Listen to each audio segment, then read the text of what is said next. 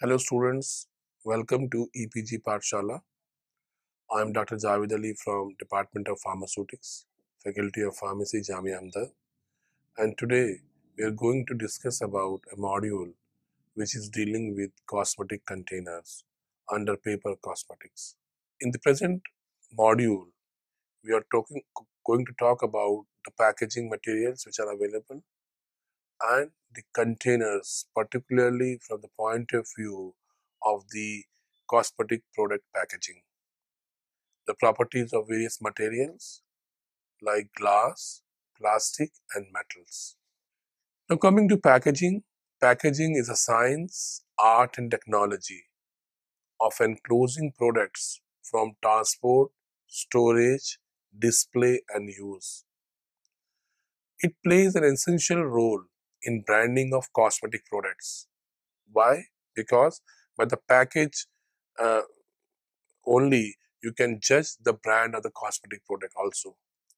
Major functions of the packaging involves product identification, product protection, facilitating the use of product, and the product promotion. What are the various ideal requirements of containers?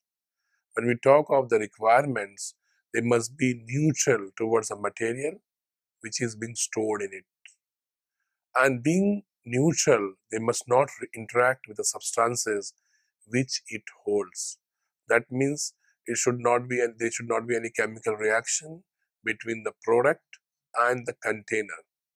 Help in maintaining the stability of the product during the shelf life period, withstanding wear and tear during normal handling. The doors can be drawn from it conveniently, and they are also able to withstand changes in pressure and temperature. In addition, they must be non-toxic and they can be labeled easily, and most importantly, they should have an elegant appearance.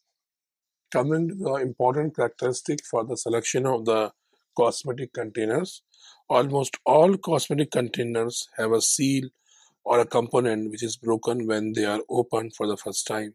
This ensures that the product is brand new and has not been tampered. The four chief characteristics which are being used are the type of container, the compatibility, the functionality, and the protection of the product. Properties of material. According to the physical properties, the material should be impervious to contaminants. Surface must be capable of clear labeling. Material must be impervious and protect from air, light, and moisture. Material must not absorb substance from the product, and the material must not leach out any substance. Coming to the chemical properties, the containers and closures must not react together either alone or in the presence of the product. Container and closure must prevent chemical degradation of the product. And under biological properties, the container material must be able to withstand attack by insect and microorganisms, and it should not support the growth of any microorganism or mold. Glass as a material for construction of container is the oldest packaging material used since long. Different types of glasses are readily available in variety of sizes and shapes. Chemically inert, non-porous and impermeable, odorless and hygienic. The contents can be seen as the glass is transparent. It possesses great strength, easy open and resealable. It is having a long-term storage and an extended shelf life. Sustainable, can be recycled or reused without the loss of quantity. Coming to the composition of the glass, it is primarily composed of sand, soda ash, that is sodium carbonate, limestone, that is calcium carbonate, and cullets, that is broken glass. Here, cullet act as a fusion agent. Silicon, aluminum, borane, sodium, potassium, calcium, magnesium, zinc, and barium are generally used in the preparation of glass. Properties of the glass may affect affected by the kind of element it encloses. To make the glass chemically resistant, portion of sodium ions were added. Although without the incorporation of sodium ions, it is difficult to melt the glass.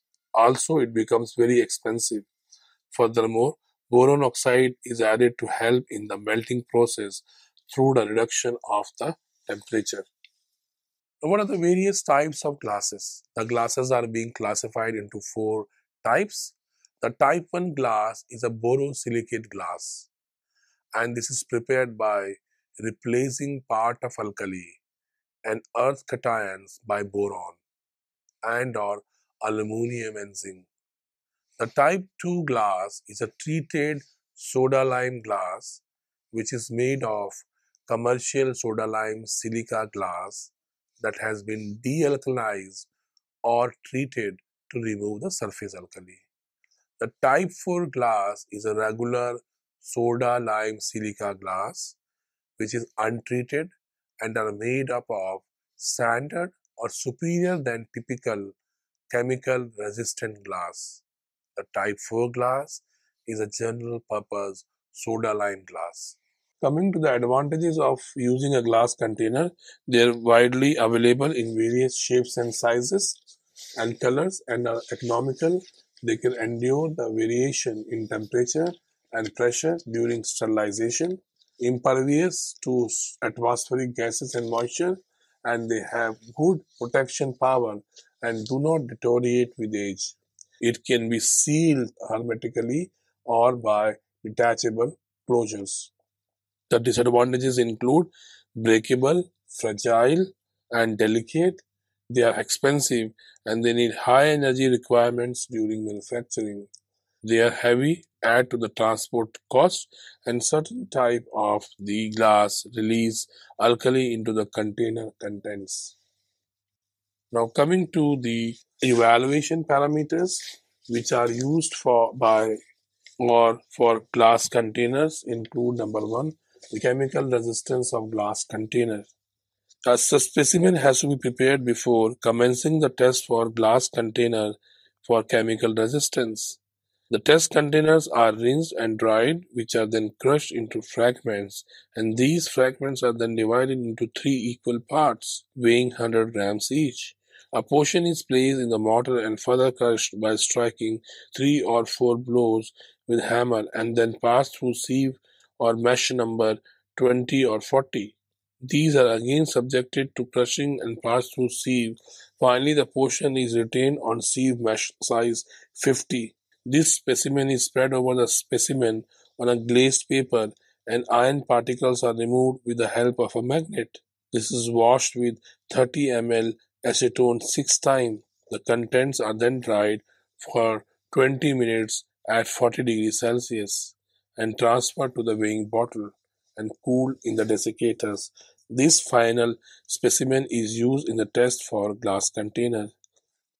Now, powdered glass test. As per the United States Pharmacopoeia, for powdered glass test, 10 grams of the prepared specimen is transferred in a 250 ml conical flask, which is previously digested with high purity water in a bath at 90 degrees Celsius.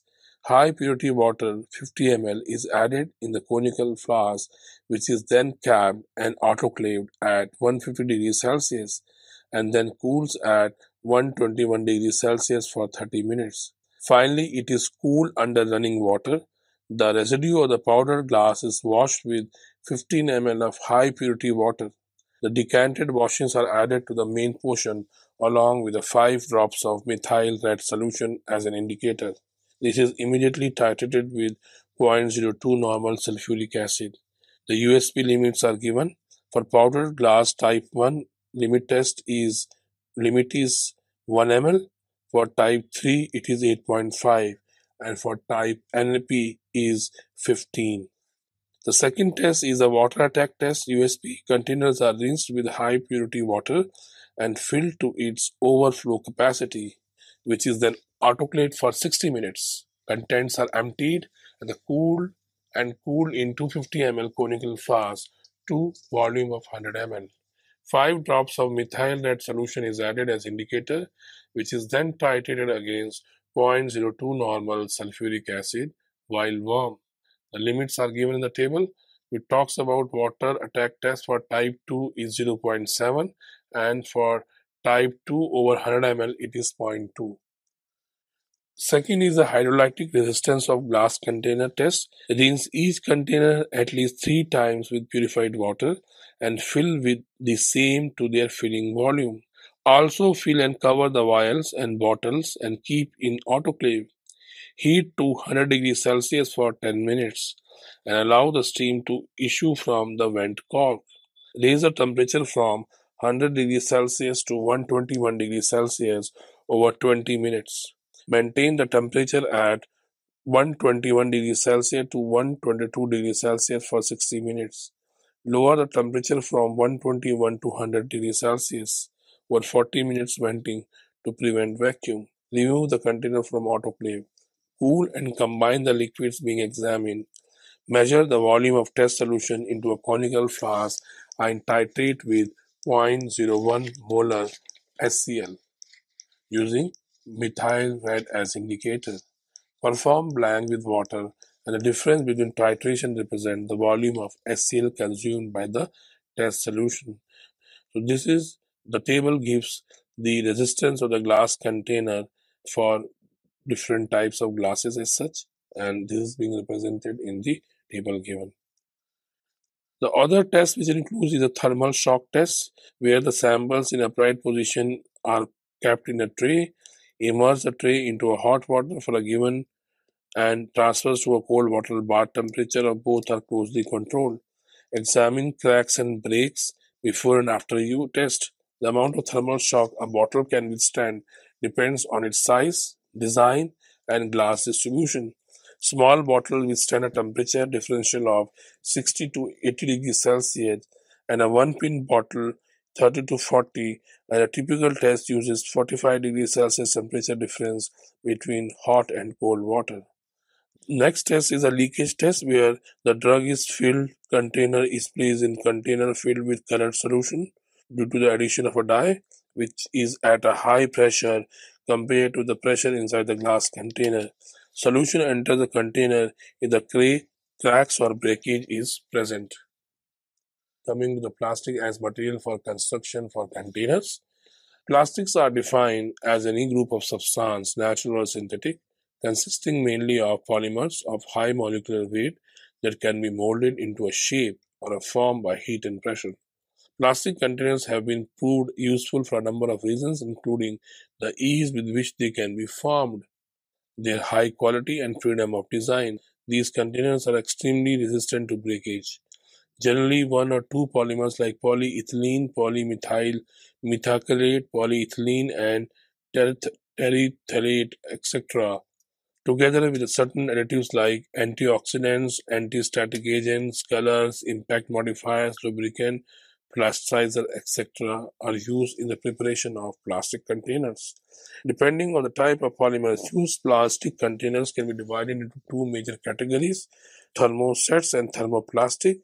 Thermosets are the plastics which, when subjected to heat, will become infusible or insoluble and as such cannot be remelted, are known as thermosetting plastic. Different containers of these types are used in cosmetic industry. Thermoplastic are the plastics which are generally rigid at working temperature but can be remelted and reprocessed for further use. Now, coming to the advantages of plastic material, the containers which are made of the plastic materials, they are flexible and they are not easily broken, which is a normal problem with the glass containers. They have low density and accordingly they are light in weight also. They can be heat sealed and they are available into various sizes as they are easily moldable. They are suitable for use as container, closure, and as secondary packaging material also. And in comparison, they are relatively cheap also. Now, coming to the disadvantages of this plastic material, they are not as chemically inert as type 1 glass. On coming with contact, chemical plastic undergo stress cracking and distortion as well. And some plastics are very heat sensitive. They are not as impermeable to gas and vapor as glass. They may possess an electrostatic charge which will attract particles. And in addition, the additives in the plastics are easily leachable into the product. Coming to the limitations of plastic material, the limitation include permeation. The plastic ingredients are affected by transmission of gases, vapors, or liquid from the atmosphere. The problematic situation may rise if there is a hydrolysis, oxidation, or oxidation sensitive formulation which is stored in a container and there is a permeation of water vapor and oxygen through the plastic wall into the formulation. Permeability of gas is increased with increase in temperature. Hydrophilic plastic materials such as nylon are poor barriers to water vapor, while hydrophobic material like polyethylene are better barriers. Formulations containing volatile ingredients might change their formula when stored in plastic containers because of the permeation passing out of one or more volatile ingredients through the walls of the plastic containers. Thus, leaching is another limitation of plastic material. It is a release of constituent from the plastic material of the container into the formulation. For example, particular dyes, which are used as coloring agent, may release into the product or contaminate the product, causing toxic effects. Absorption is the process of pulling out of one or more of the constituent from the formulation by packaging material. Chemical reactivity: ingredients used in the manufacturing of the plastic container may chemically react with one or more components of a cosmetic product. These chemically incompatible substances may also alter the appearance of the plastic or formulation. Modification: the physical or the chemical alteration of packaging material by the formulation is called modification, and the content may extract the plasticizer, antioxidant, or stabilizer, thus changing the flexibility of the container. Now, coming to evaluation of the plastic containers, how they are being evaluated. The first evaluation parameter is a leakage test. 10 test containers, they are filled with water and they are fitted with the intended closure and they are kept inverted at room temperature for 24 hours. There should be no sign of leakage from any container. Secondly, we also perform collapsibility test. A container, by collapsing inwards during use, should yield at least 90% of its content at the required rate of flow at ambient temperature. The third one is a transparency test. 5 test empty containers. They are filled to their nominal capacity with a diluted suspension, and the cloudiness of the diluted suspension in each container should be detectable. The next test which is generally performed is the water vapor permeability test.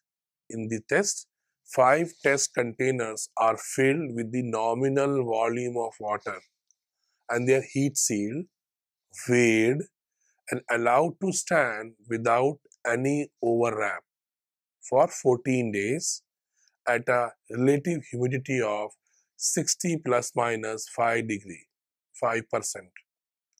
and a temperature between 20 and 25 degrees Celsius. They are reweighed and the loss in weight in each container should not be more than 0.2%. The physicochemical tests are also being done. The tests like appearance, light absorption, the pH, the non-volatile matter, the heavy metal present in the products, they are based on the extraction of plastic material and it's essential that the designated amount of plastic be used. Coming to metals, metals are used for construction of containers. They are strong, impermeable to gases, and reinforced, rendering ideal packaging material for pressurized containers. Aluminium, tin, steel, and stainless steel are the common metals used in container manufacturing. The collapsible metal tubes is an attractive container that permits controlled amounts to be dispensed easily, with good reclosure and adequate environmental protection to the product. It is light in weight and unbreakable, and it lends itself to high speed automatic filling operations. Metals, they have large number of advantages, and some of them are being represented here. They are strapping, they are impermeable to light, moisture, and gases, and then they can be made into rigid structural containers by impact extrusion. The disadvantages include they are expensive, they may shed metal particles in the formulation, which is a normal problem with metal containers. Aluminium, in its reactive raw state, speedily forms a protective film of aluminum oxide, which is prone to corrosion. Therefore, aluminum is lined with epoxy, vinyl, or phenolic resins to prevent this. Coming to the packaging of cosmetics. Cosmetics are necessities for mainly women, but used by men also. Cosmetics include skincare products and makeup products. For example, creams, powder, plastic cosmetic containers can store creams, powders, liquid or gels. They are used in cosmetic industry because of their sturdy shapes and sizes to suit the specific requirement of the manufacturers. These containers are also available in different types of plastic compositions. The most common type of plastic used for cosmetic container is polypropylene plastics. However, these can also come in more affordable polyethylene, terephthalate plastics, or higher and acrylic plastic. Acrylic plastic is usually clear and resembles glass. This type of material has an advantage over glass that it is not prone to blockage. Color, depending on the use and the material, plastic container can be obtained in different colors and shapes. Plastics can be fitted with an aluminum sheet or painted with a coat of matte or glossy color. This type of plastic can be pre-colored before the bottle or jar is shaped. Acrylic plastics are transparent and can be tinted. These containers can be fitted with a sticker label. Coming to the various shapes of the packaging container, although they are usually round or tube-like shape, plastic cosmetic containers can come in different styles and they can be molded into different shapes to suit the style or marketing of the cosmetic to be distributed. Jars and pots are commonly used for face creams, lotion, foundations, lip balms, powders, and other cosmetics. These range sizes from 20 to 60 millimeter and could anywhere from 25 to 250 ml. The commonly used jars are the straight-sided jars with plastic lids. They can be round glass jars having a very nice and glassy look. They can have thick wall glass jars. They may be amber glass jars. They may be large sticks also. They are also used as vials in mascara tubes, lotion bottles, nail polish bottles, bamboo cosmetic jars, which are also very common for consumer acceptance. Then they are also used as airless dispensers. Type of closures. The closures must prevent the contents from evading and allows no substance to enter the container. Closures are available in various basic designs like threaded screw cap. They may be crimp on, which is also known as crowns. They may press on, that is snap. They may be roll on or friction. Closure lines are also an important part of the closures, and this is inserted in a cap to effect a seal sandwich between the closure and the container and is being termed as closure liner. They're generally made up of resilient backing and a facing material. The backing material should be soft enough to take up any irregularities in the sealing surface and flexible enough to recover some of its original shape when detached and reinstated. There are certain factors for selection of a liner. The outmost important consideration is the chemically inertness of the liner with its product, so that the latter is protected against any possible change in purity or potency. Gas and vapor transmission rates are usually relative and depend chiefly on the shelf life required for the product. If the periods between packing and consumer use is expected to be long, low transmission rates are necessary. Coming to the composition of these closures, they may be plastic closure like thermosetting and thermoplastic resins, which are generally used for closure preparations, which differ significantly in physical and chemical properties, and primarily different manufacturing methods are used for each type. Phenolic and urea thermosetting plastic resins are extensively used in threaded closures. Thermosetting plastic first softens under heat and then curves and hardens to a final state. Shaping must occur in the first stage of softening because after curving, there is no further mobility, even upon reapplication of heat and pressure. During the molding process, thermosets undergo a permanent chemical change, and unlike thermoplastic material, they cannot be reprocessed. The manufacturing process is moderately slow but allows enhanced control and quick response to change in temperature. Phenolic molding compounds are available in different grades and in dark colors. Phenolic compounds are used when dark colors are well and durable and hard browny piece is required. In addition, they are also rigid, chemical, and thermally resistant. The main shortcoming is the color limitation, even though coatings are available at a premium price as a closure. The phenolic can withstand the forces of the capping machines and maintains tight seal over a long period of time. The phenolic compounds are resistant to some dilute acids and alkali. Organic acids and reducing agent usually do not have any effect. In addition to the plastic closures, the various rubber closures are also being widely used in cosmetic industry, and these are also used as cap liners and bulbs for proper assemblies. The rubber stopper is used primarily for multiple dose vials and disposable syringes. The rubber polymers most commonly used are natural, neoprene, and butyl rubber. Various tests are also done to control the quality of these rubber caps, like quality, finish, penetrability, fragmentation, water extractive tests, and acid or alkali treatment. So, students, let us summarize what we have learned in the cosmetic container module. We have gone through the various ideal requirements of cosmetic containers, which require containers to be inert, non toxic, and which should maintain the product stability during the shelf life of the product. And most importantly, it should also maintain its integrity.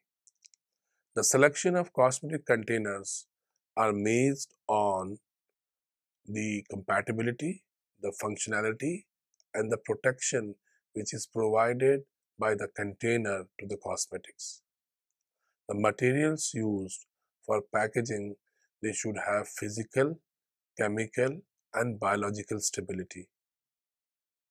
There are different advantages which we have gone through, limitations, and the evaluation test for frequently used packaging material which is widely used in cosmetic product and includes glass, plastic, and metals.